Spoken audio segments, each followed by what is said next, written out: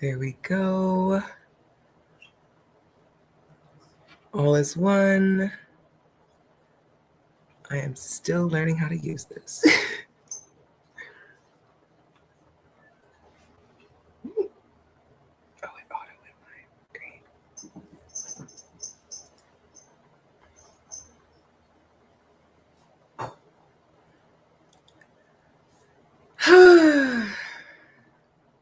I see one viewer.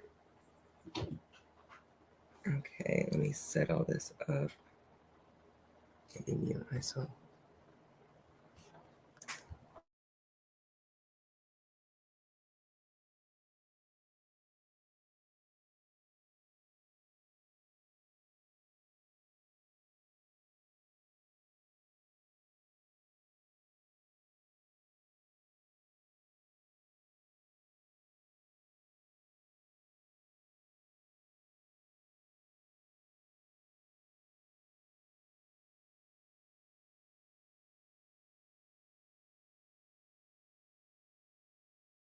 I see a couple more people came in. All is one, Jordan.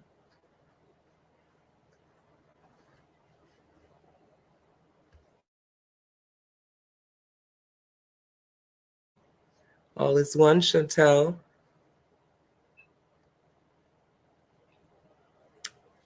See, it says I'm live on Facebook.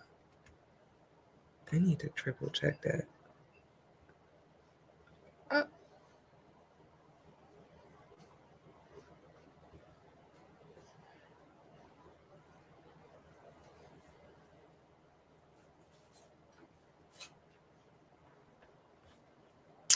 Give me a sec, y'all. For some reason, it's not letting me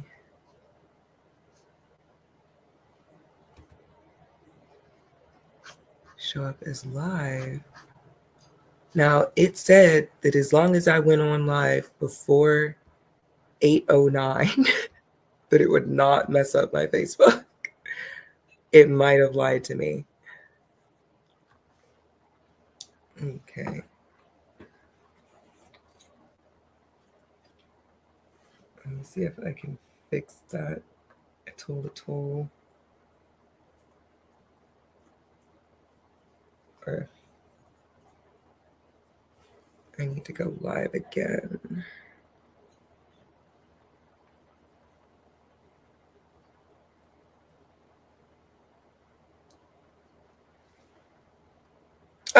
Oh, okay. It's working. Good. All is one, Asia. Very nice. One moment, y'all.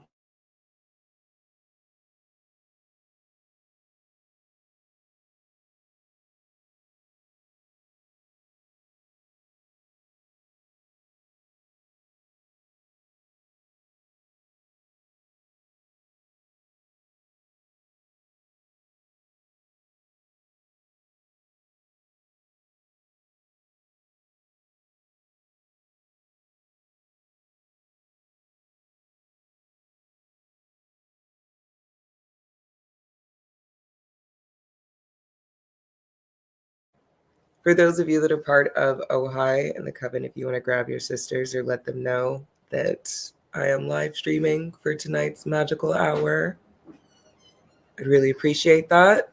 The stream is also shareable, so you can share it on your Facebook or in any of your groups.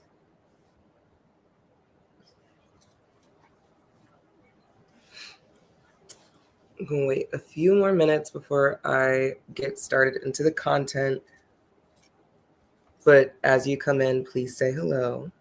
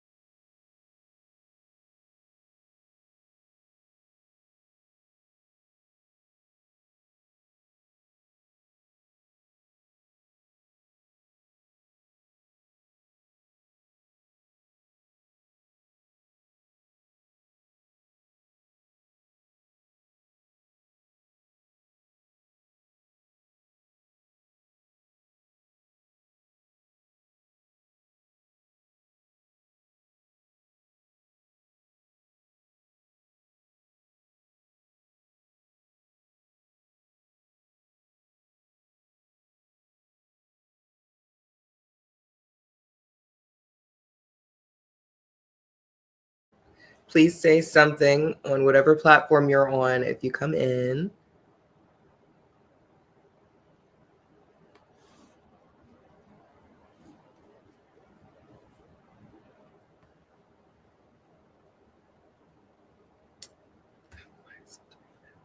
That's actually the wrong banner. Show that one instead.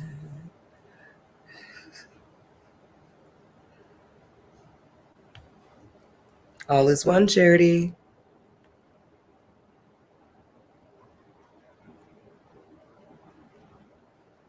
And for those coming in today, what Magighoul Hour is usually we go over astrology, we go over makeup tips, spirituality, chit chat, fashion stuff, and whatever topic is either popular in the community or grinding my gears. So this week it is Twin Flames, and specifically Twin Flames universe.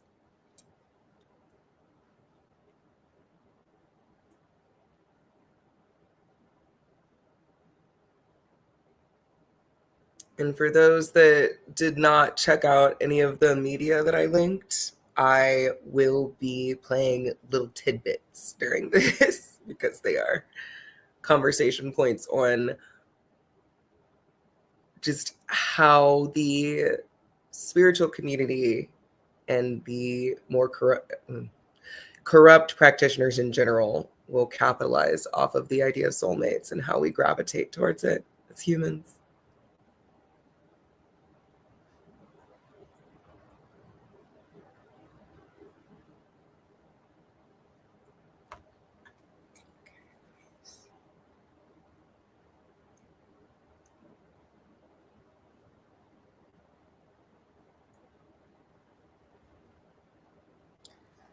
Let me drop a link.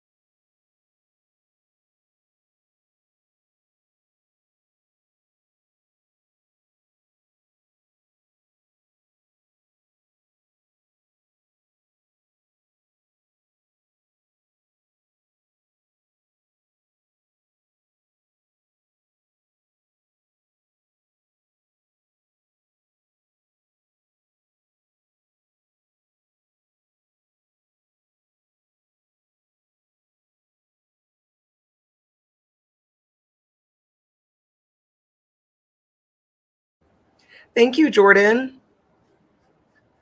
And yeah, I'll put the at everyone on there. One moment.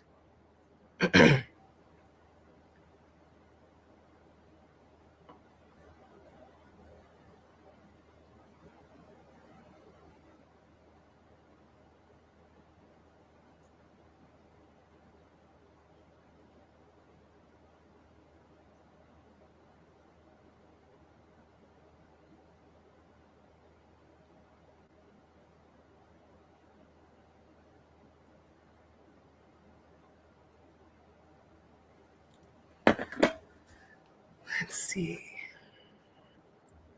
Okay, 5 people.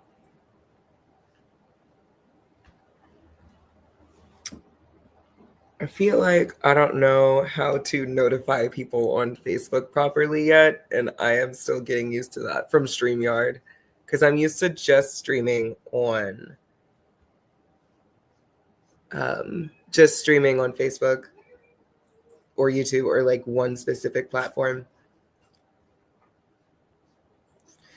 But as we're waiting, if y'all have any questions, if y'all have any Whether it's spirituality, makeup, or questions about what I'm in or what I do, please drop them in the chat. You can fill the gap.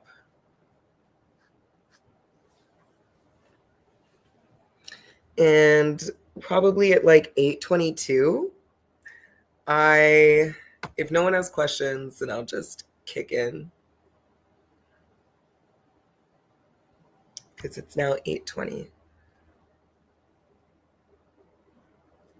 Granted, I was like 10 minutes late. Like, well, not a full 10 minutes, but you know.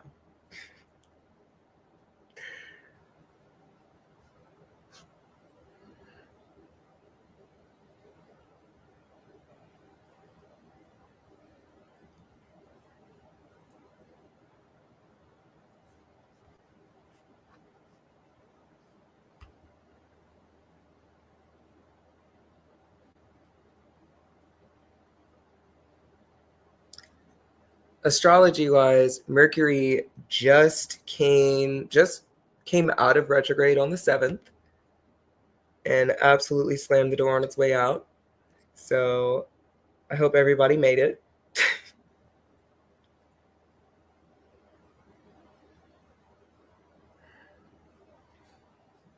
Thank you.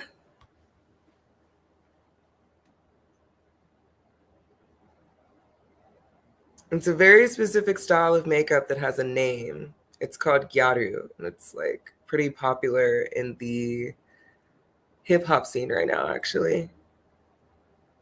It was before in like Y2K era, and now it's popping again.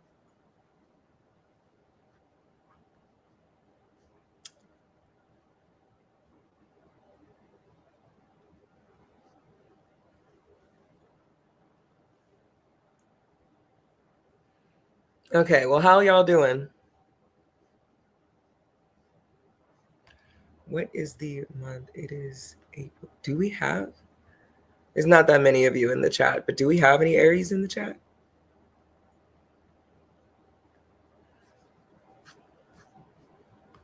How's y'all's night going? All is one, Monica. Have y'all ever heard of twin flames before?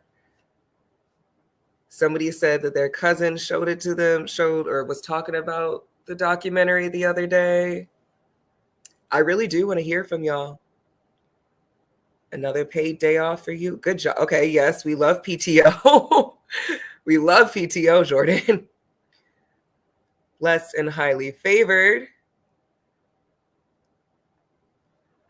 You heard of that from some anime? Wait, Asia, spill. I have yet to actually hear it mentioned in anime. So if you can remember what the name of it is, I really want to know. Thank you, Charity.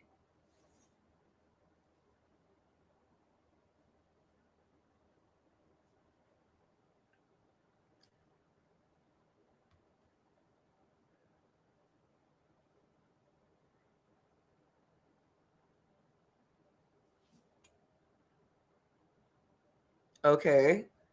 Congrats on spring break starting tomorrow. What you finna do? Where you finna go?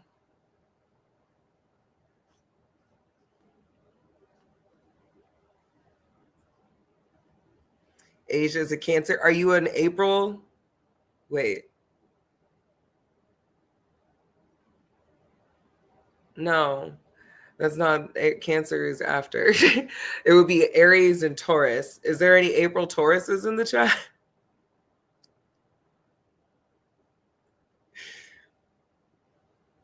The comments are lagging for you a bit. Oh, yeah. Yeah. I'm throwing them up on the screen, but ultimately, yeah, they do lag.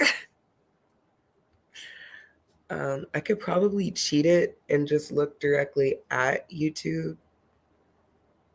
Monica Zatoris. Okay, Monica. Excuse me if I butcher your name, love.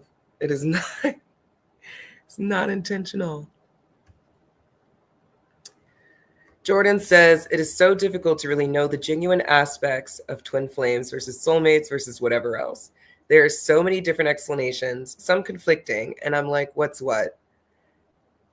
That's a very thorough that's a very thorough comment and pretty much summarizes everyone's confusion around twin flames.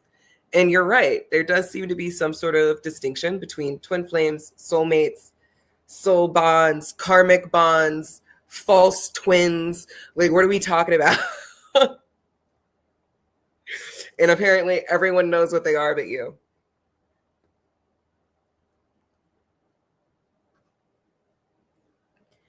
So, dun dun dun. Oh, okay.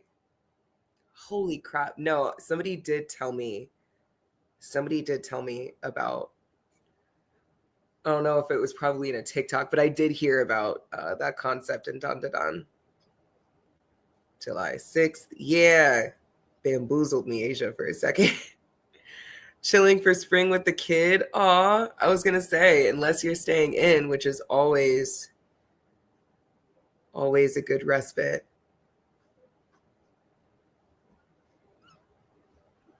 No, for real. So with your question, or with your comment, Jordan, that's exactly how we got here. With the topic of the day, twin flame universe, because people didn't know, and because when you're dealing with a community that just kind of claims to have discovered the answers to a age-old mystery overnight, and then you have a bunch of other people coming up and going like, yeah, they did, they helped us too. It's like, it turns into multi-level marketing really quick. And it turns into people coming up with their own definitions. People, what is it? Confirmation bias. Like, it turns into every toxic nightmare that, especially when you pair it with relationships, romance, claiming other people, like, can only turn into like the worst social experiences that you can imagine. Like, y'all are wild, right? No, but like, so the reason why I like peaked for a second there is because, like, not to mention the whole convincing people to change genders, to change sexualities, to change entire lifestyles, because, well, clearly this is your twin flame. So just, like, adapt, make it work, like, plus and minus it. Oh, and actually making hundreds of thousands of dollars off of it. I've been studying twin flames for at least 10 years now. And I got into it just out of curiosity because I was a psych major and I was fascinated at what the humans were doing. So and I also felt an attachment to the concept of a soulmate. Like, we all grew up on Disney movies. Like, we all are like, who's the Prince Charming? Who is the person we were born for? On top of that, even outside of heteronormative ideals, you have a lot of cultures that genuinely believe that, indigenous cultures that genuinely believe that your other half or your other parts are in this world outside of yourself, and part of this existence is that you're supposed to go out and seek them. That is almost always bastardized by the time we get here. By the time we're hearing about a cult, by the time it's reached social media, it's like so bastardized that it's almost unrecognizable. So we have a few people in here, and people will keep coming in, but I'm gonna go ahead and actually get started with the topic. So the first thing we're gonna do, if the platform will let me, is we are going to watch the intro. Oh goodness. Okay. So first, your comment, Jordan. So Pisces, if you know anything about Pisces with the two fish encircling each other, they are one of the signs that are like known for like truly believing in the fact that they are a fated mate with somebody or that they have a fated mate. Like it's not even fair because it's kind of like the Gemini thing with the twin association. It's like you're not going to escape that reputation even if you like end up being a fluke of a water sign that hates love. So yes, and you will attract them as they come riding in on a white horse. Yes, like it's all or nothing.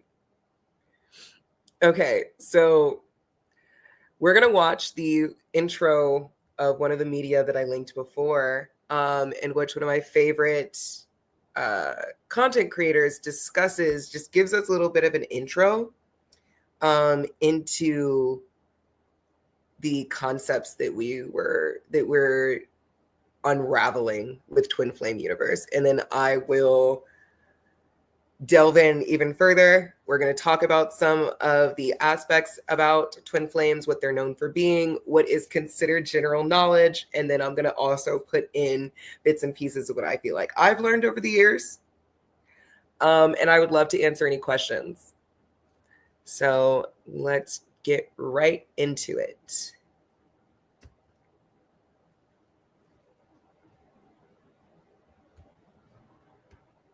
Oh, this is going to be so hard for me to try to condense into an under 60-second intro, but I'm going to do my best. The Twin Flames Universe cult has been on the news a couple of times. They even got a big Netflix documentary, and my God, is that documentary insane. I highly recommend a watch. Now, what is interesting is that documentary exposed everything. This was, well, most of it. This was a cult that actually had a pretty strong internet and YouTube presence. You know, they did a lot of videos about finding love and how Jeff and Shalia, the two owners of it, I think that's how you say it, her name, were perfect partners, twin flames even, and they had this sacred love. So they would create courses on how to find your one true love. There were volunteers, there were payment plans, there were different hierarchies, just typical cult.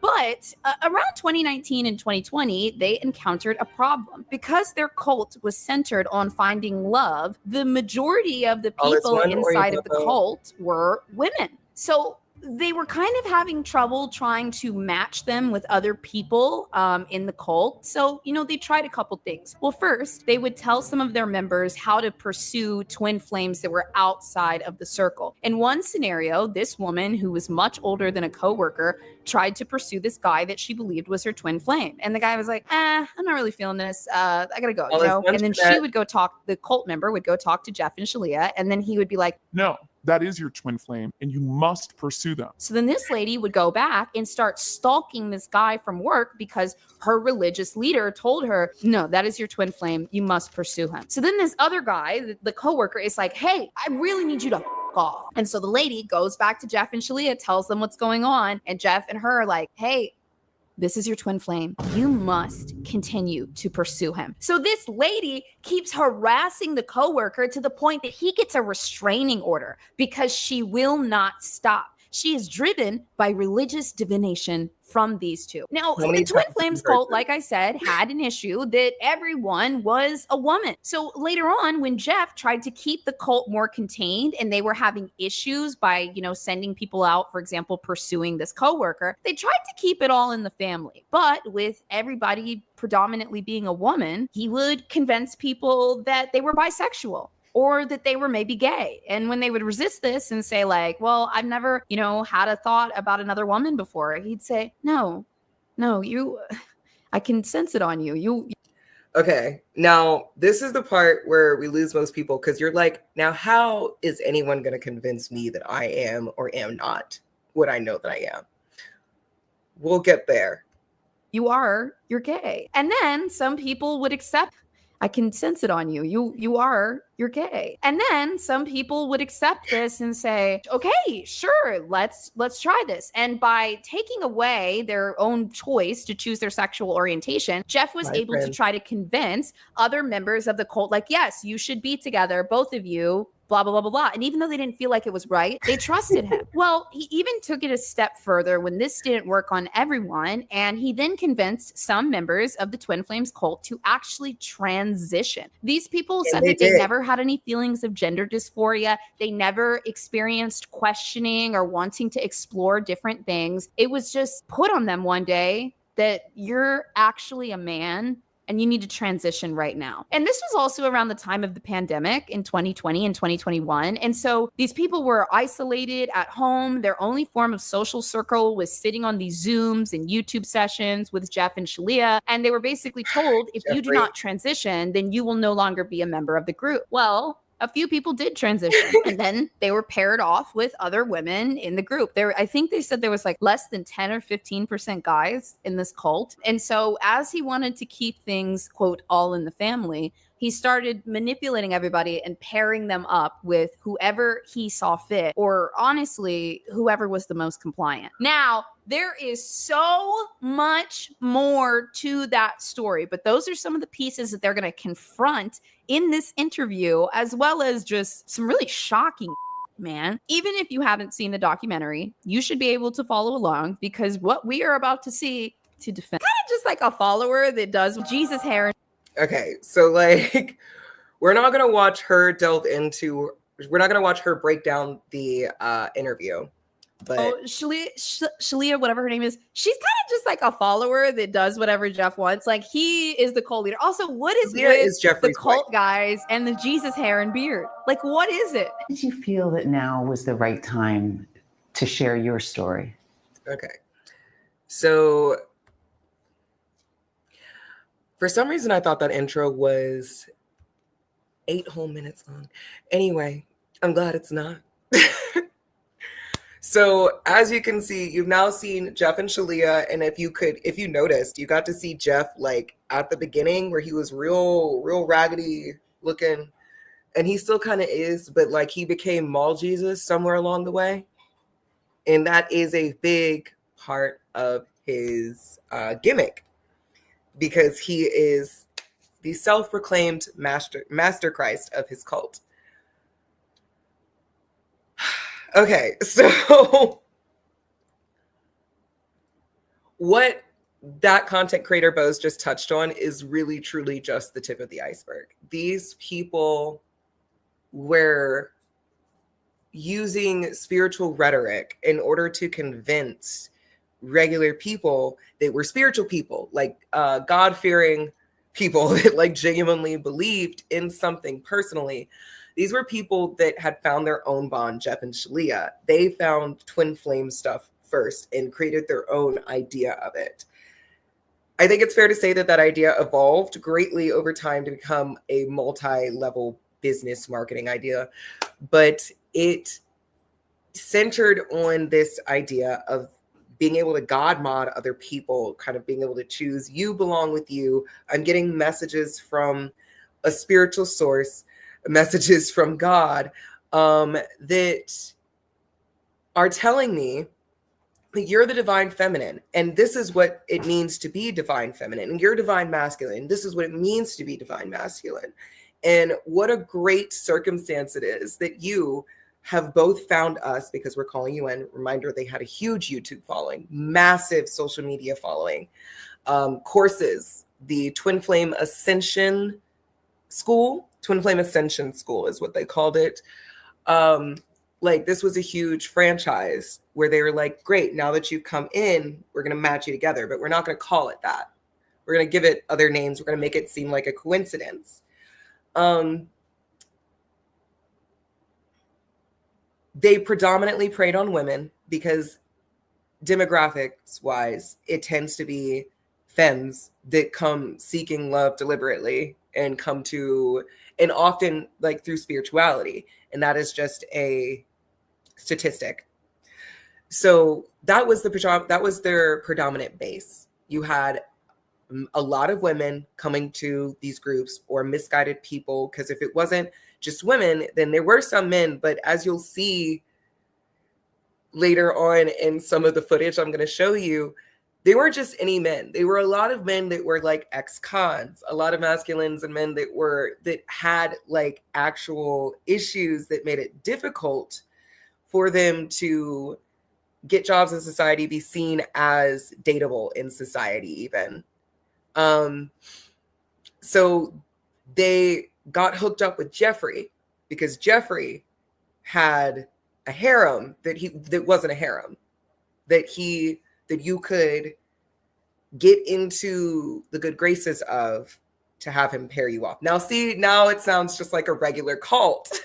Now it just sounds like a regular cult. Now it just sounds like, a Mormon cult that you might have heard of, get busted in the past 30 years. Except this obviously had the reach of an online, like a huge online reach, and the videos and everything, and the classes online, and the technology bridging is often not what you see when we think of cults. We think of, we understand the community aspect, but we don't really think, if they had all that reach, people would clearly be smarter about it now.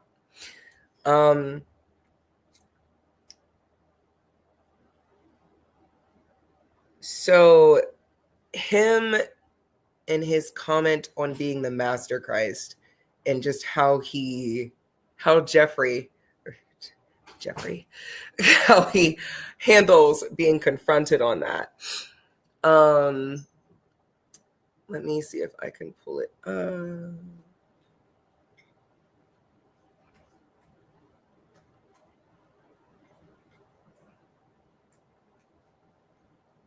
Here we go.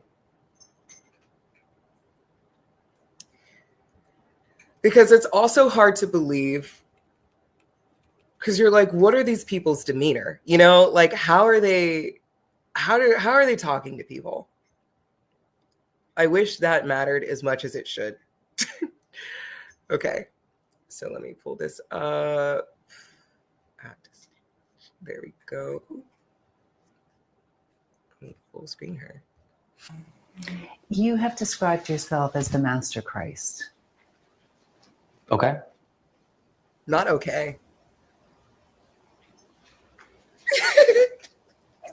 Would you like to elaborate on what you'd like to, Well, it's just you have described yourself as the Masterchrist, right? Right. Okay. So what does that mean to you?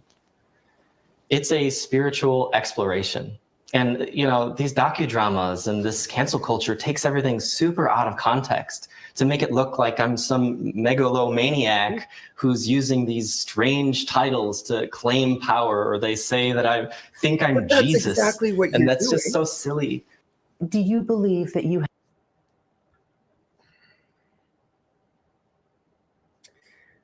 So this man lies like a man. Because I don't know how else to describe right, Vash, right, Prince, like holy, like the way he just looked at her and was just like,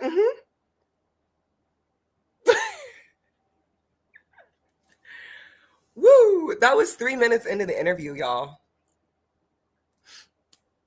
And no, he ain't started out that way. Clearly delusional. Like, but with charisma, I don't. Okay.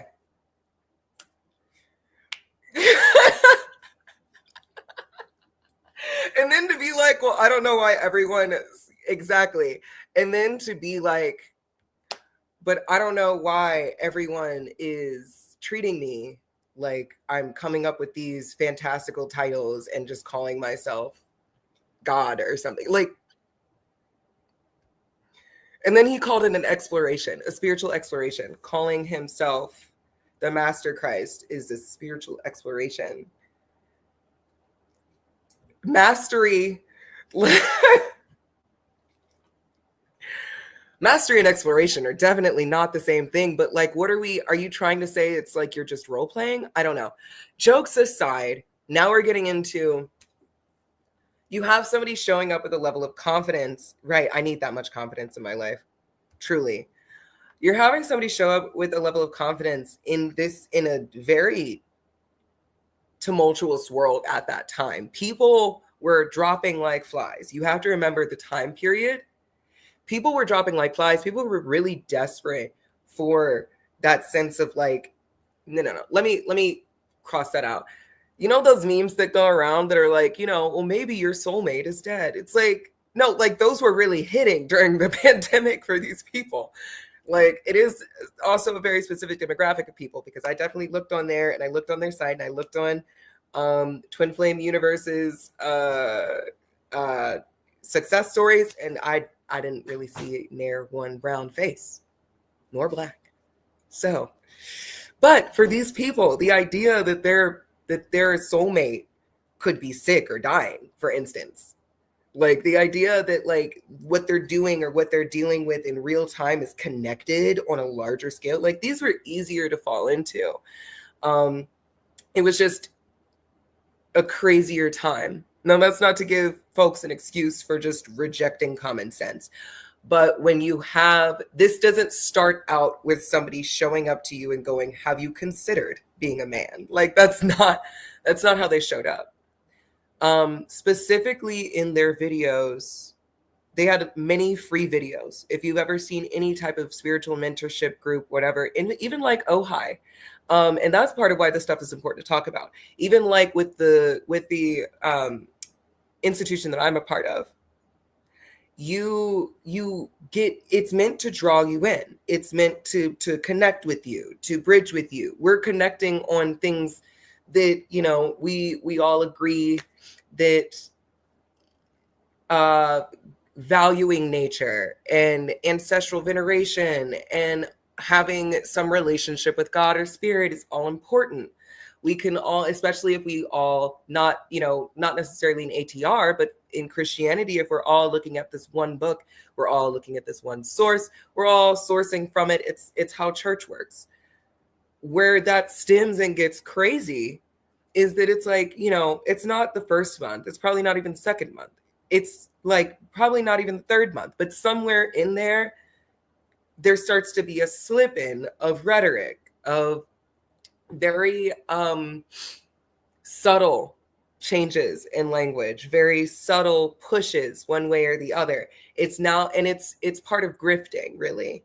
So, you'll have Jeffrey and his wife selling their videos, which they start out as a bunch of free videos, of how positive their experience has been as twin flames. They speak about their experience as soulmates, how amazing their sex life is, how amazing their connections have been, how their separation was. They use all the terminology that you look online, you look at twin flames, look at soulmates, and you go, okay, that's not so crazy. Like, I believe in monogamy. I believe in unions under God too, and they start going, because we got invested in this, that's how we got the idea. Like, that's how we got closer, because we invested in twin flame, because we invested in soulmate, because we got deeper into this idea that benefited our relationship so much. Don't you want to get deeper into this idea so that you and your relationships can benefit? And isn't it like, exactly what God's talking about, Adam and Eve and divine masculine, divine feminine, and like we're all talking about the same thing. And then there starts to be, the split between where we're talking about the same thing and where we start to mention, like being with your twin flame is supposed to change you. That shit. You're supposed to change. You're supposed to be uncomfortable. You're supposed to, as the divine feminine, you're supposed to be submissive. As the divine feminine, if you're with your divine masculine, if you're with the man that God gave you, if you're with, translate, then you're supposed to be submissive.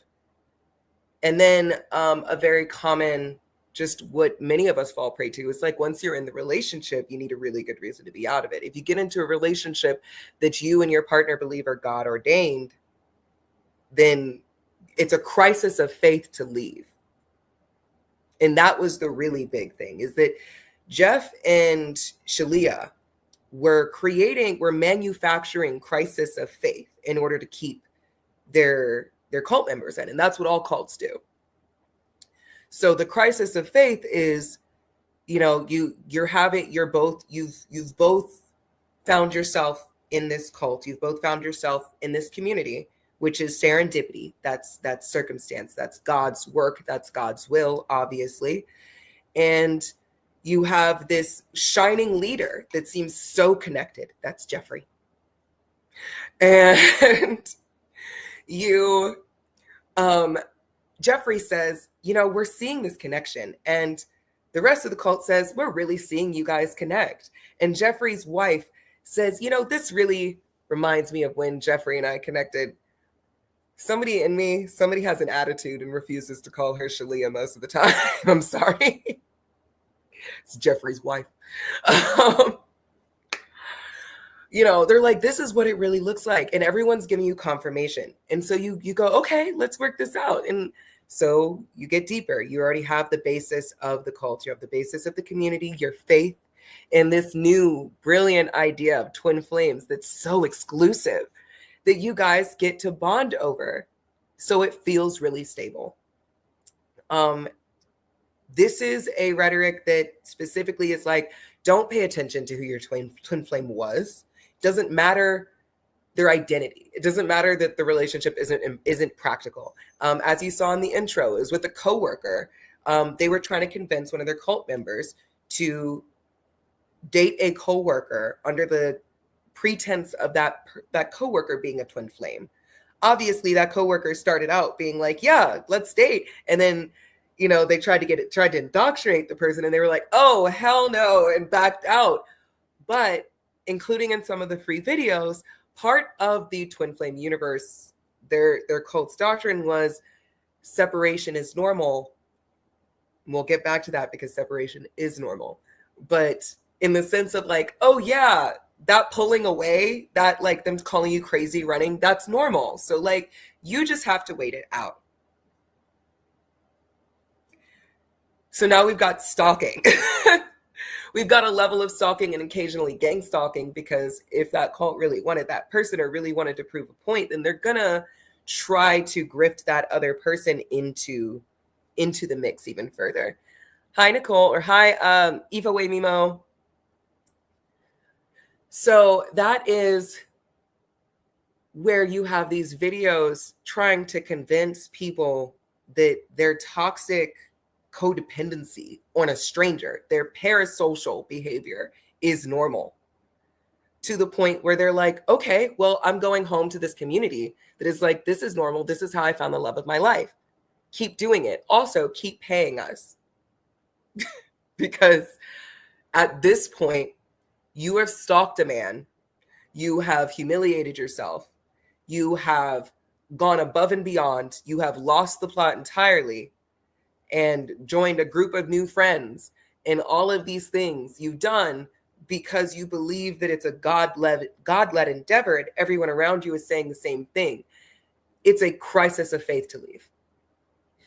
It's a crisis. This has been under, like, the web has been weaved to where everything involving the cult, everything involving the relationship, everything involving the decisions you make pulls on a string that is going to have to make you reevaluate your faith. And we know that that's just part of being alive, and the trials of flesh is having to reevaluate your faith every so often. But this is not something, it becomes too high stakes. It becomes, this was normal. I expected this to be normal. And I also, clearly these folks are misguided, but like, I truly believe God wouldn't put me into this situation. Like, it starts to pit God against, like, in their minds. Thank you, Egg Bay. And that is what leads to a lot of pain and confusion.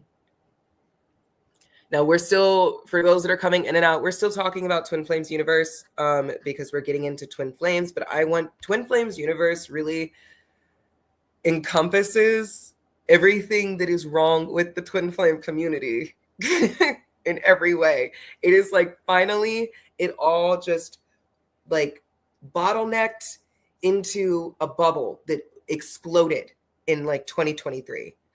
And it's still going though. Like you can still buy these classes. You can still look it up. You can still watch their free classes and look at Jeffrey and his wife in all their glory, especially when they were real crusty dusty looking when they first started. So, real quick, I'm gonna have us jump into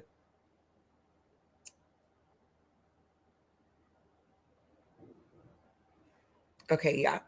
So there's a part of the interview where it's about 3 minutes long, this section, where they discuss, this interviewer is incredible, by the way.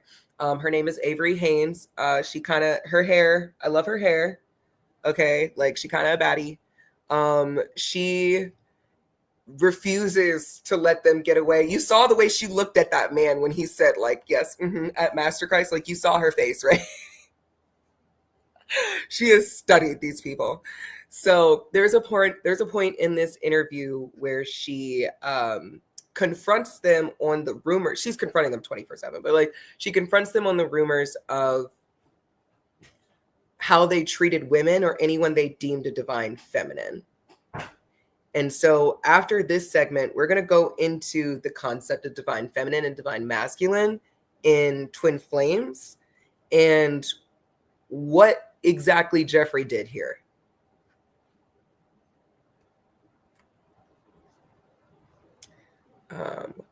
It is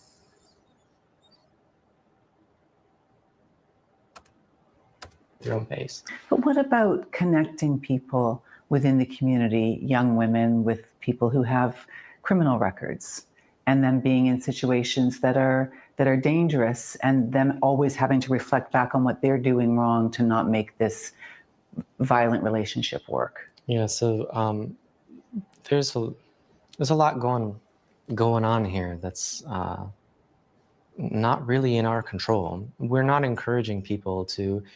1 second. I would love to, for my sake and others, see if I can fix these fix these captions any better.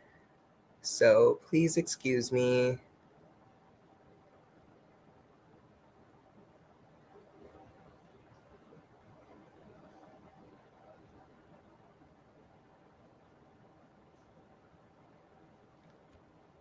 Get into relationships with violent people. That's not the frame here. And what about the allegation that your teachings validate on some level rape? That's absurd.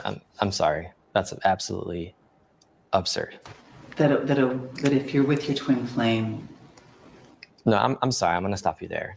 There's absolutely no validity to that in any way. We strongly encourage people to respect people's boundaries. We have an enormous respect for people and their sexuality, and we would never, ever encourage anything remotely close to that. Yeah, that's really vile. The idea that a twin flame union has a divine masculine and a divine feminine. Sure. And that the divine masculine should be able to have sex every day. It's a consensual journey. I mean, like that's common sense with sex. You have to be, both parties have to be willing and choose that. And if at some point during, the intercourse process, one party says, slow down, stop, I'm not comfortable, you should honor that. Mm-hmm. Because there's kind of a back and forth on a video with you where you're explaining that Shalee. I can't stand how performative he seems as he's talking about that. Like, I don't know, it skeeves me out. Like watching somebody that fully is aware of what they're doing wrong and where they have violated, especially when it comes to consent, being like, yeah, I fully understand the definition of consent, with like the most deadpan going on, like I don't know, they just don't sound. He sounds evil. I don't know. Like, I don't know what I'm getting at. I just really don't. It just really creeps me out the way that he says it, especially when you know that this person has like truly violated everything that has to do with consent. Leah didn't want to have sex, but in a twin flame union, if one person does, then the other one sort of naturally does. I'll let Julia answer the question. Sorry. So can you repeat that again? If there is a twin flame union, Yeah. and one person in the twin flame wants to have sex, then by nature of the mirrored of the two of them, Okay. then the other one does as well. Yeah. Yeah, it's very nuanced because, you know, I feel very like we're in a very like intimate relationship. And so I have found that sometimes like if I didn't want to, but actually like I did, like he can kind of see that. And like it's very healthy for us to have sex. And it's always consensual. And like at the end of the day, like if it's a no, like it's a no, I don't want to. But like I have definitely, because we've been together so long, we're so intimate, like I've come to trust him. And like I know when he's saying like, maybe we should. And it goes both ways too. It goes both ways because sometimes Ew. like I'm the one that's like, Thank you, Jordan. Hey. I'm like, no, I don't want to. No. And she's know. like, come on, And Yeah. often, it's true. Like, it ended up being that it was better that we did. And we It were was both better happy that in we the end. did in the end. And sometimes, Yeah. it wasn't the case. And I say, firm no, and she respects that. And Yeah. that's what we have in our relationship. And that's what we teach, toward in our community. Yeah. And do you think that, Can I just stop you? oh yeah. Can I have your water briefly? Yeah. Yeah, they went into a break after that. Okay.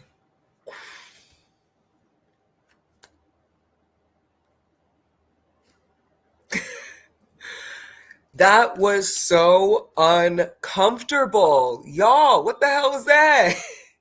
Blink twice, right? Thank you, Chantal. So, like, for the majority of the femmes in the chat, I think we all recognize a man that is used to, like, has totally wrapped his persona around manipulating women. Like, it skeeves us out. It's giving, who said it? They're creepy, right? Blink twice. She's trying to find her lie.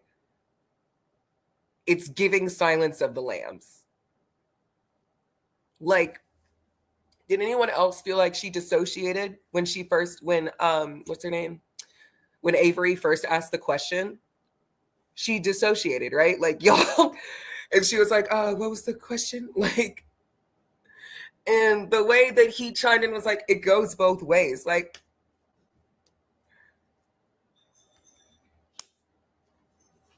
and he's just like steady making the most direct eye contact with Avery. And Avery is a boss ass bitch. Oh my God.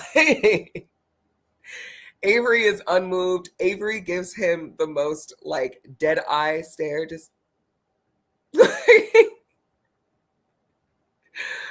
like I am completely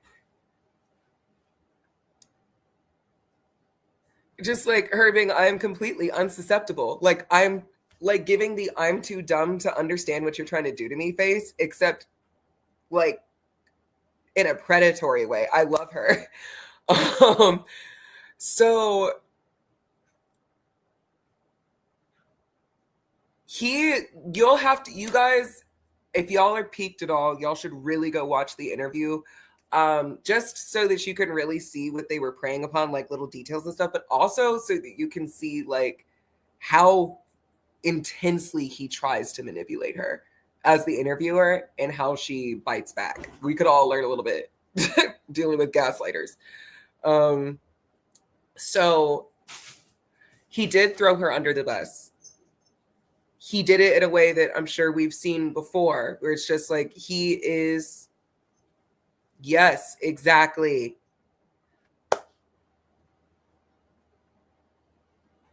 Thank you, Egg Bay. Like, of course, you got the LMFT in the chat. But like Yes, he started fidgeting after he told her to answer. Manipulation by body movement. He knows exactly how to change his behavior to look less threatening, to look like, hey, actually, I really need you right now. Like, I don't know. Like he makes himself small and then he makes himself big. And when he finally does put his foot down, it's in such a way that it's like, it rarely happens. Like he's rarely ever stern like that. So all the femmes in the room want to back up a bit. Like he is very textbook male cult leader with a harem of women that he just gets to tell them what to do. And his wife, Shalea, just, I think that's her name. I refuse to remember that woman's name. She just lets him do it. There are parts where, you know, obviously the women in the cult that were starting to realize that things were uncomfortable and felt that Jeffrey was predatory tried to go to her. And you know what that resulted in, right? Her doing nothing, being his apath, doing nothing, and just reporting it to Jeffrey anyway. And then it would come out because, in case you haven't picked up already, of course, they were the counselors, the marriage counselors, the matchmakers, and the teachers all at once. And they were the ones that certified you to be able to teach and for you to be able to ascend your fellow twin flames out there. It is extremely performative, yes. Checking comments. So when they talked about the consent thing, when they talked about in the beginning, especially of that clip, that there was, Avery said, like, what about when you have the divine feminines, the feminines of the group, that are being paired with violent men? And the reason why she says it like that is because she's like, you both know everything there is to know about your members. So when they're paired with people that you know have a criminal record, that have a violent record, that are more likely to catch a case. And then you start to get reports of the women in these situations being like, hey, you know, I'm dealing with these issues. Then once they were paired off and they would be put into marriage counseling together, like weekly, then the divine feminine is the one that's being told, well, you're the receiver, right? So you need to figure out how to receive your partner better in order to reduce the violence or the undesirable parts of the relationship. And there was also something that was considered like a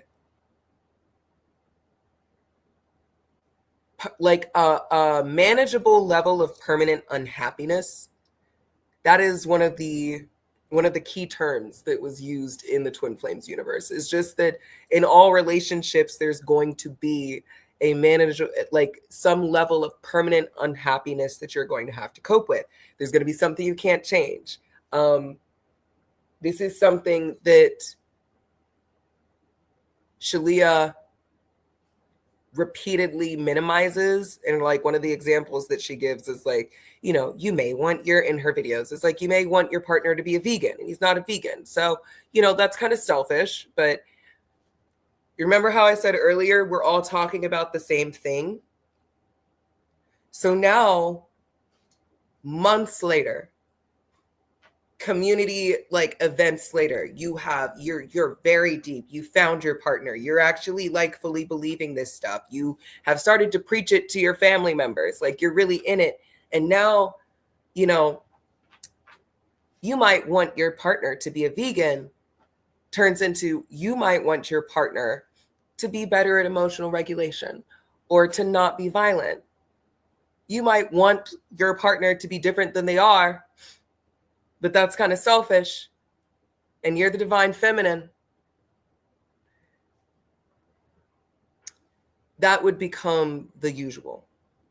So this is where we're going to break away from the video for a second. And then we're going to end in Jeffrey and Shalea. And we're going to talk about instead what twin flame stuff actually is.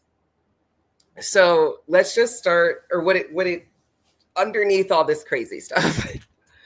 We're dealing with soulmate ideas. We're dealing with the concepts of spiritual genders, not your body gender, nothing like that. We're talking about the concepts, the spiritual concepts of femininity, the spiritual concepts of masculinity, coming from energy, working with energy. So with femininity, the reason why you will often hear divine femininity being referred to as submissive is, yes, the patriarchy, but also it's a receiving energy. It's more about and this is not, when I say this, again, we're pulling away from the genders of a human body. We're talking about like yin and yang, divine energies. We're talking about the feminine energy being one of receiving, of one of absorbing, and the divine masculine energy of one of outputting and one of impacting. This is just like we're talking math. We're talking like plus minus charges. We're not talking about like living human beings yet. We are just talking about energy. So when we're just talking about that energy and we're just thinking about, receiving and giving, that can be anything. That can be, the sun being a masculine energy because it emits so much light and energy, but also it allows everything to grow the way that it does on the planet Earth.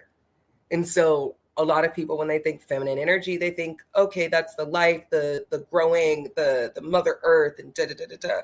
But depending on which area of the spiritual community that you're in, you're going to go back to these basics, these yin and yang basics, plus and minus basics, where you have the earth is the feminine because it receives the sun's light and does something with that light that transmutes it into life. And then you have the sun that has what it has and is, being impacted by external things and everything, but emits. Its job is to emit, and its job is to it's currently keeping all these planets in orbit. It is impacting and emitting and having a positive impact that the feminine energies then take in, transmute into something else. So now it's not just UV rays, it is the sunlight, it is, solar energy, it is the, your flowers growing in your garden, it is our sleeps, our circadian rhythm, and being able to create like an entire ecosystem, an entire, like, humans abiding by circadian rhythm, nocturnal animals, all of that stuff. Thank you, Egbe. Hey, Omisika. That is divine masculine versus feminine. We're not talking about bodies yet. Okay? So where the patriarchy comes in is it goes, yes, I see your math and I raise it PP and vagina. It is just like, that's it. We're going no further. Divine masculine has the sperm, divine feminine has the uterus. That's it. That we figured it out, y'all. We're geniuses. High five. So if you've been alive long enough on this planet, you've realized that masculinity and femininity has a lot more to do with, way more to do with a lot more things than just what you have in your pants, what you were born as, anything like that. So we have experienced that masculinity and femininity and all of that is a spectrum that every human gets to participate in. Every human is participating on some level. And some of us are born in such a way where the way our energy is set up in us, we just go our whole lives, we're like, yeah, everything is just in resonance with the idea of divine femininity or whatever. And so you have people, you have a lot of women that go and, they are pillars of divine femininity. Like it's their identity, and it's not a bad thing at all. It's like something that they feel they resonate with so strongly. And they're just like, yes, I am the image, and we love them. And then we have the masculines. You've seen the toxic male. Thank you for bringing it up, Asia. You've seen a toxic version of the masculines doing this, and you've seen some pretty healthy versions of men that are like, you know, embracing what it is to be the masculine in their family, to be, you know, they talk about what it was like growing up with the women in their family and how they always felt like they needed to protect them, or they always knew they were going to be this, you know, patriarch in the family, whatever that is. You know, we see that, and we've seen really good, healthy versions of it, and we love it. And we also have seen how much women play a part in building that masculine, that safe masculine. So there's still a, like, being able to take the energy that a masculine gives and transmute it into something else, also for the benefit of that masculine. When you start dealing with how these energies interact in a space where we can see it, whether it's scientifically or people to people, you're going to deal with, like, we could just go straight into the LGBT spectrum. You can deal with a dude, you can deal with a stud, and you're going to be like, there's masculinity is on this section of the room. I'm aware that there's estrogen and testosterone, but masculinity is the section, like, and not the divine femininity is definitely still going to be there, especially with the stud. But we're going to be like, okay, I see that there is a change in the charge going here. There's a change in, you know, the level of femininity, or the level or the energy that this person is embracing. That's still clearly a woman, but they're saying, like, I'm definitely still a woman, but they are exuding the energy of masculinity. Now, in just saying that, obviously you don't need to change your gender to embrace anything. You don't even need to change your sexuality. You don't, like, you can have divine feminines that are male and divine masculines that are women, and they can be hetero, and they can have the most beautiful relationship. I have seen it. You can have, you know, you can have just, you know, a typical cookie cutter heterosexual relationship where it seems like divine masculine, divine feminine are where they, you know, they're fitting the stencil. And then you can have them where they're just fluctuating, where it's like sometimes, you know, the woman in the relationship is, you know, on the divine feminine stuff, and sometimes they're on divine masculine, and they oscillate. It really is not, my big point here is that it really does not matter what we are projecting onto somebody. It doesn't matter what they look like. It doesn't matter what they're born as. The divine feminine and divine masculine energies are something that we all can fluctuate in, we can all choose. And at no point obviously should someone be able to tell you, no, the only way that you can embody this energy is if you change genders. This is not just in this cult. This happens, like, across communities. This also does not just a white thing. I have seen it across cultures. This idea that's like, oh, well, you need to change to masculine. It's not you can just embrace the masculine within you. It's not oh, okay, I see that you have stumbled upon that you are feeling more masculine in this relationship, and this person is feeling more feminine despite your genders. Let's explore that. Let's talk about that. Let's talk about what it looks like for you as a woman to explore your masculinity in this relationship, and what it looks like for you as a man. Like, that's healthy. What it was instead was Jeffrey and Shalia, and what it often is in these communities, online, especially when you know, there's a screen, so you don't have to be accountable for the shit you push upon people, is the idea.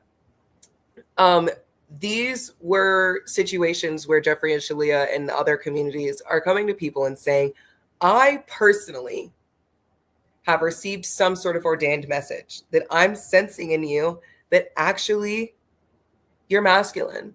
Like, you know, you think you're feminine and you come off feminine.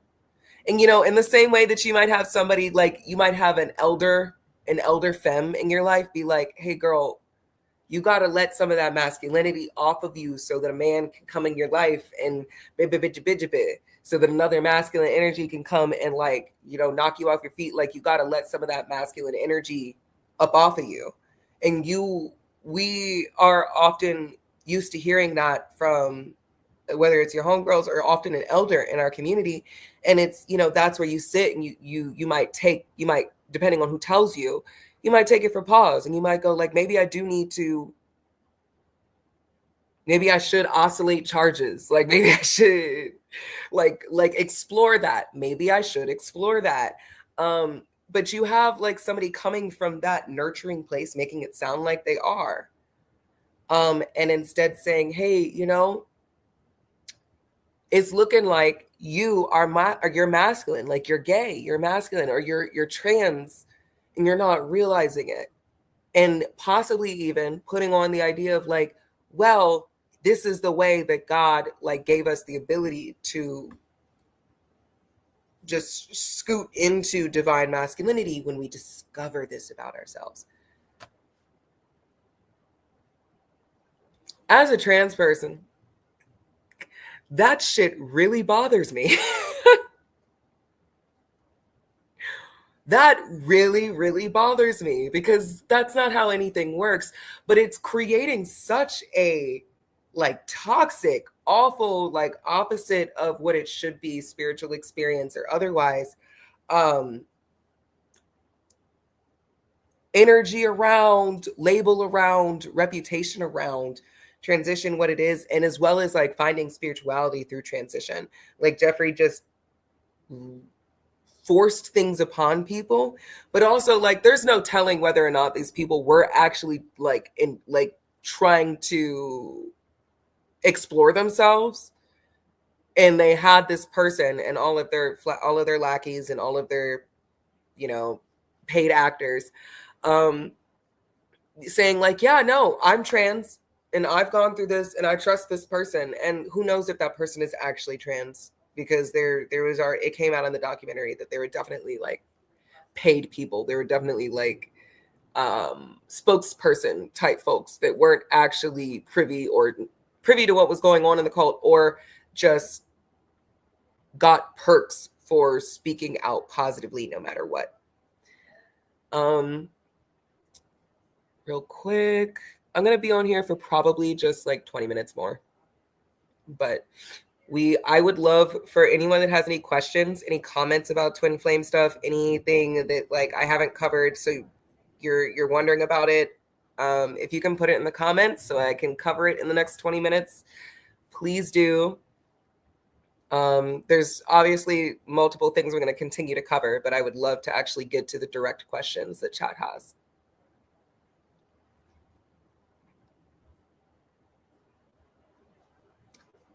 So real quick, especially while I get some water. What is the next part?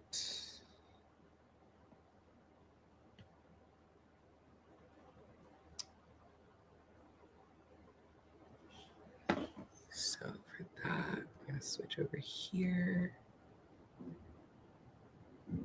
Also, thank you for bearing with my live production. It's like nothing. It is a one-man show, one-woman show.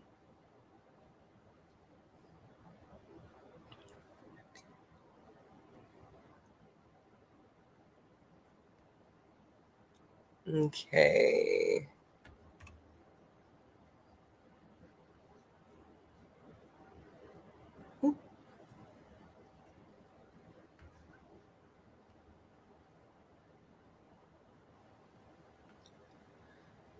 Oh, I like your question, Asia. I'm going to answer it right now. What's a good definition of true twin flames? This is going to be the least exciting thing ever, but twin flame relationships are just a positive and a negative charge.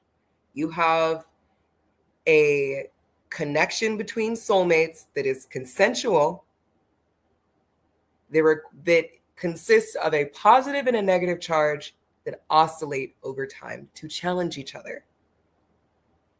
That's what a twin flame relationship is. That's a true twin flame. We are not weaving in a standard of monogamy into soulmate ideas, especially because monogamy is like strictly romantic relationships. Twin flames do not have to be romantic. They are a positive and a negative charge. They are two soulmates that resonate with a positive and a negative charge that oscillate over time in order to challenge each other. They consent to their partnership. And honestly, everything past that can be summarized into what a soulmate is. You know, somebody that shares a past with you, a past life with you. You know, whether you believe they share a part of your soul, whatever. It's like all of the same things in that, and what to do and what not to do, what's crazy and what isn't is still crazy and what isn't in real life. Okay, so, and I'm sure everyone in the chat knows that, but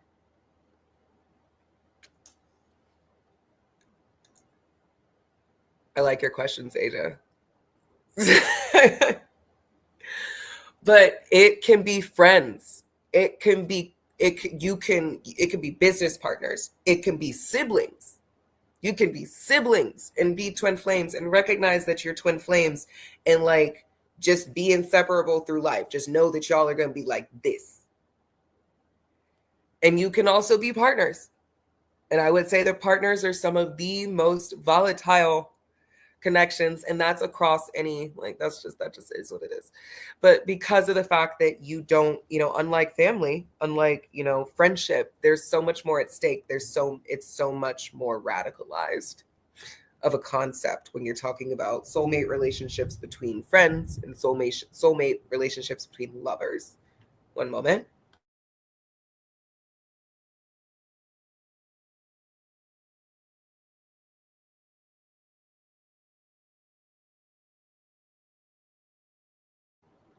Asia says, would that mean you also complete each other? So my first response is no. I don't like the concept of completing each other. And Jordan's next question is, there is also a conception that there is only one twin flame for a person. Is that true? No. Cuss your mama out. I don't know. No. In all of my research, no. There is not only one twin flame for a person. You can if you get into a twin flame relationship with somebody, you can go, I don't want to do this anymore, and bounce. Like, it's not just because you're twin flames does not mean that there's only one. That would be, in my opinion, a miserable existence if there was only one. And then that would mean, like, is it a friend? Is it a lover? Is it my sibling? Are they dead yet? Like, did they already die? Like, what? They can't die until I die? Like, you have to bring it back to soulmate relationship understanding and go back to, like, what is sane and what isn't. We are still sane, safe, consensual in every connection, remember? So how much agency does the idea of there only being one soulmate really give you and another person? Because we're not adopting ideas for no reason. We're not adopting ideas that restrict our ability to fulfill our destiny, restrict our ability to do the things that we want in our free will. We're not trying to adopt codependent ideas. So in a world where codependency is not the first idea that we reach for, no, there's not only one. You will be hit upside the head with a really strong soulmate relationship. Like, we've been through those before, especially if you've grown. You've encountered some relationships that you've looked back and gone, oh my God, was that karmic? Like, was that, either way, that was a really intense soulmate relationship. It felt like it pulled my heart straight out of my chest. And like, it did. And it was still something that you could have chosen to walk away from. That's where we're going with this. It's not that those feelings weren't real. It's just that at no point was your agency ever missing. At no point was it like, you feel this way, so God's telling you, you can't say no to this. That's where Jeffrey and Shalia came in. That's where you have cult leaders. That's where you have social media and predatory people online and in these communities coming in to be like, no, see, your feelings are confirmation. But you could still have gone, that's a lot. I got a lot to do. I can do anything else. Let me see if it happens next year with somebody else. Like you still have your free will. But it is true that with soulmate relationships, you're more likely to lean into it. And you can create a twin flame situationship for sure. And I've seen those where it's like, y'all are acting like y'all have talked around the concept of what people really think twin flames are, but y'all aren't like owning that that's what you are. So you're not moving in sync, and you're not like, okay, I see what this is. I see what my push is doing to your pull. And I see that like maybe on some level, our spiritual selves, our hearts, whatever, might have been like eking their way towards something, but neither party has really said yes to it. And as a result, it's volatile because like, this is not, it's just a situationship. Twin flame relationships, if you're gonna go through calling them that instead of just anything besides that, it definitely has to be consent based, and it definitely has to be with a person that is willing to understand that like, hey, there's some spiritual aspects to this relationship, and we're going to continue to be each other's challenge. We're going to continue to complement each other and challenge each other in order to get us to our goals, in order to better ourselves, because there's something that you're pushing me like, and it can be shitty. It can be disrespect. It can be like your partner is disrespecting you in such a way that you're like, oh, this could never be one of my soulmates. It's like, a soulmate does not inherently mean positive. It's just, if you've ever been pushed to a point where you never accepted that shit anymore in your life, and you look back and you go, 10 years ago, I would have been in that situation. I would have accepted that. It's like those types of situations of challenge can come from a twin flame, and they can be big and terrible, and y'all will just never, reconnect again. Or a potential twin flame, a really strong soulmate relationship that now that you know what these terms are in this language, you might have been like, damn, were we twin flames? Depending on what you believe, y'all might have gone into this life thinking about it, like with the idea of meeting up and going, hey, you want to shake hands on this and make this a thing in this lifetime? And y'all were like, yeah, no, let's not. And y'all dipped before you could ever have the conversation. If you've noticed in my definition, in my describing of a twin flame, you see how wibbly wobbly it is? You see how it's like, oh, well, then it's just a strong soulmate, and you have to choose to go into, like, what makes it a twin flame? It's like, well, you're just talking about potential twin flames.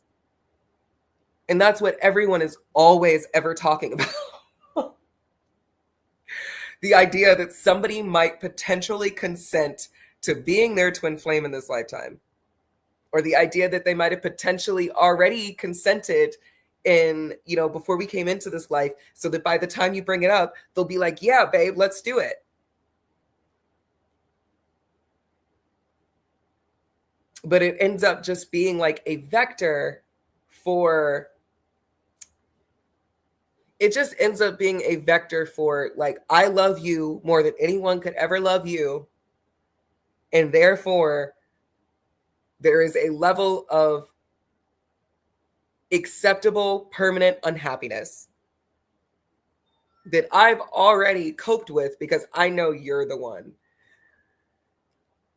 It's not, that's what like 70% of twin flame discourse is. And that's why nobody can stand this subject.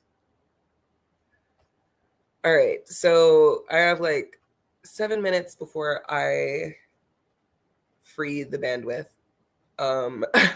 But now that I've answered quite a few more questions, please keep throwing them in or saying your comments that you have in here. I go live like once a month, but I might be doing more than once a month. My point in that is just that we can always talk about this more, and we can talk about it in the app, the Arisa Hoodoo app. Let me change the ticker on the bottom. I've had my my love offerings going on the ticker on the bottom of the screen. If y'all feel led within your hearts and feel appreciative of the conversations that we've had today, please send me some love. And if I can go to, where is it? There we go. JoinArisaHoodoo.com. For those that are watching that are not already part of our app, please check us out at learnarisahoodoo.com, join.learnarisahoodoo.com to join our app and get in on the conversation, to sit on the mat with us and get in the room where the conversations are happening. Let's see, put my reading ticker down and go to our last little segment here. Some closing statements. Oop, forgot to put it up.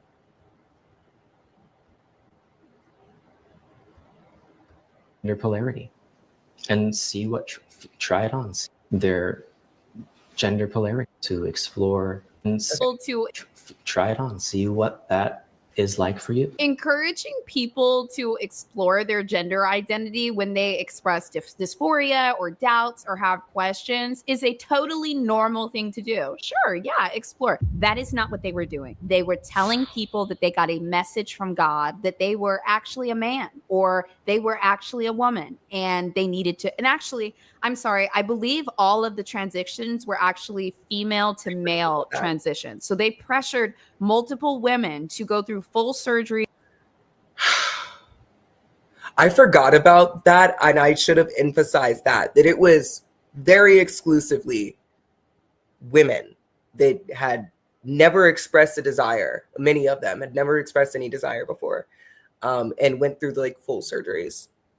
Hormones and everything under the threat that they would no longer be part of the community otherwise. That is not gender exploration. That is using spiritual pretenses to control other people. In the Twin Flame community at large, not just Twin Flames universe, there's this belief that in a twin flame union, there's a divine feminine and there's a divine masculine polarity.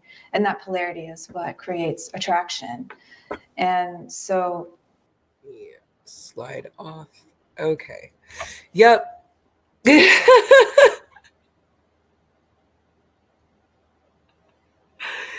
it infuriating? Like, isn't it just a problem? And then that last, all right, we're gonna share this over here because of his reaction.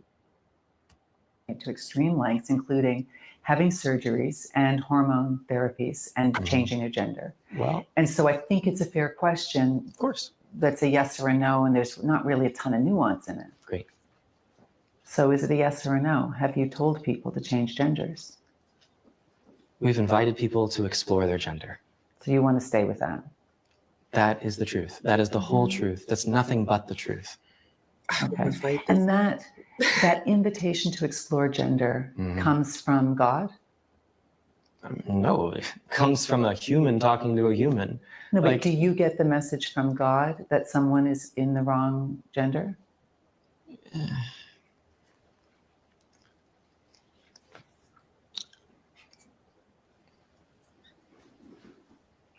If you could give me a moment to collect myself. Thank you.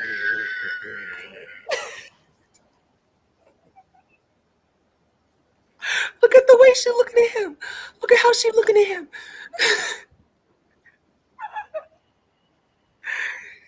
This woman does not like her husband. God is a loving being. God wants the best for us. I'm sorry I had to put y'all through that, but I really did. What the hell was that?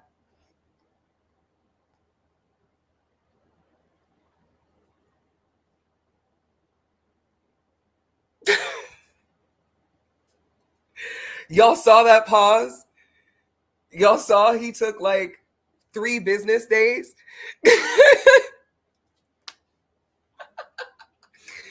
He said, God is a loving being.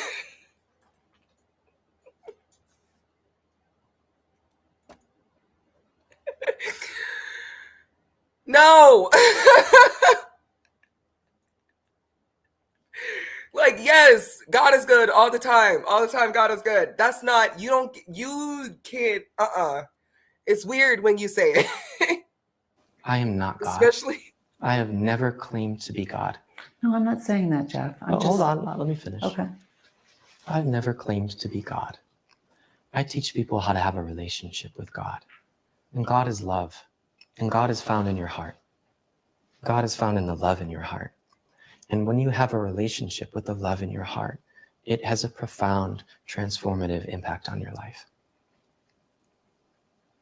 So my question was,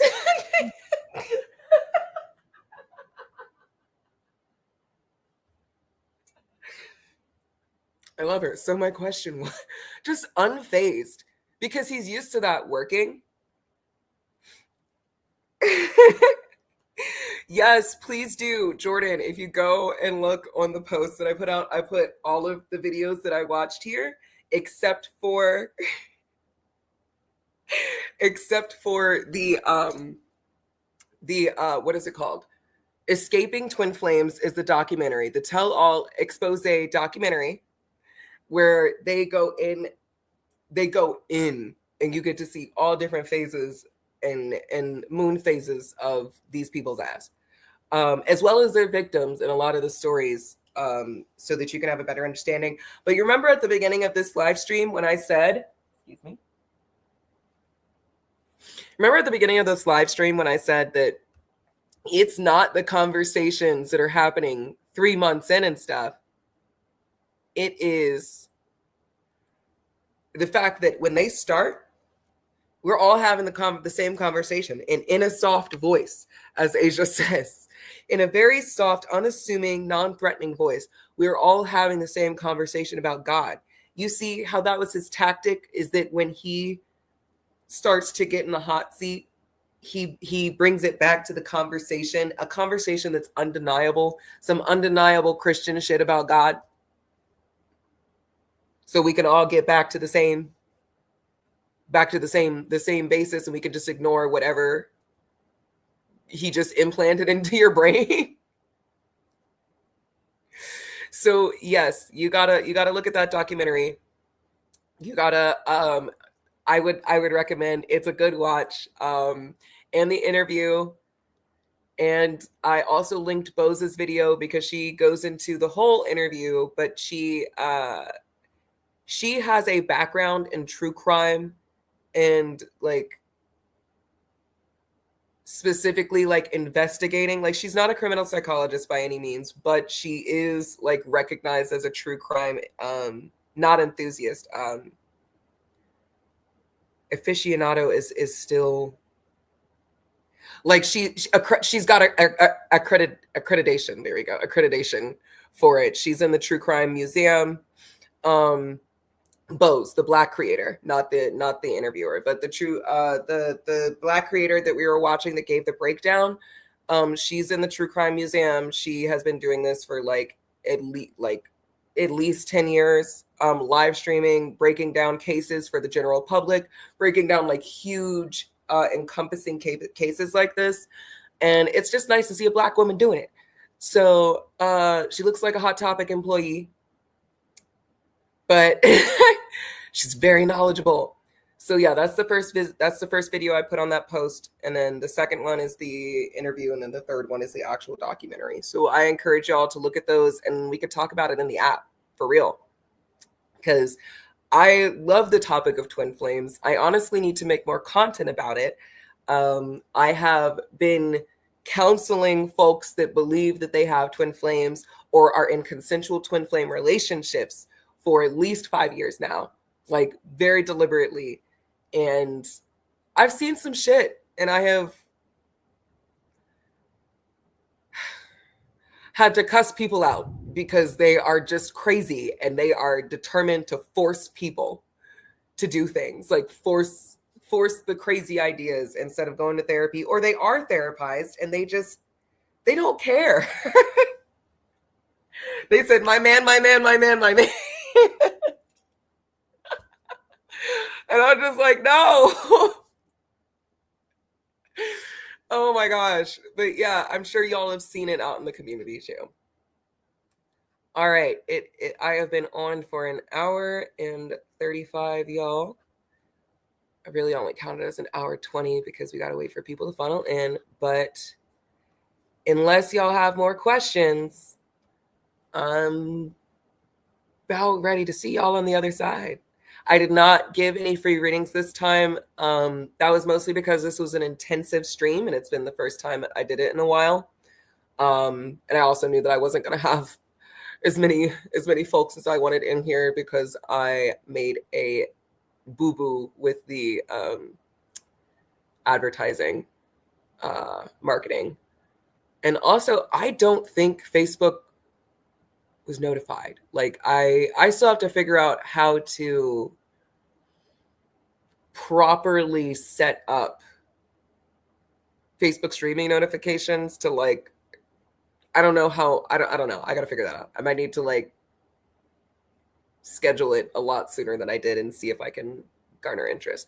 But my point is, thank you for your patience as I work through these platforms. Hopefully the next stream will be more lively and I will be able to dish out some readings too, as well as still having a fully produced segment like this. All right, y'all. I will see you in the app. Thank you for those that sent love offerings. I really appreciate it. I am about to sign off. So if you do want to send a love offering and didn't catch the things in the ticker, just rewind. All right, y'all. Y'all have a great night. There we go. There's the good nights. I'm so glad you enjoyed it. Bye-bye. Toodles. See y'all on the other side.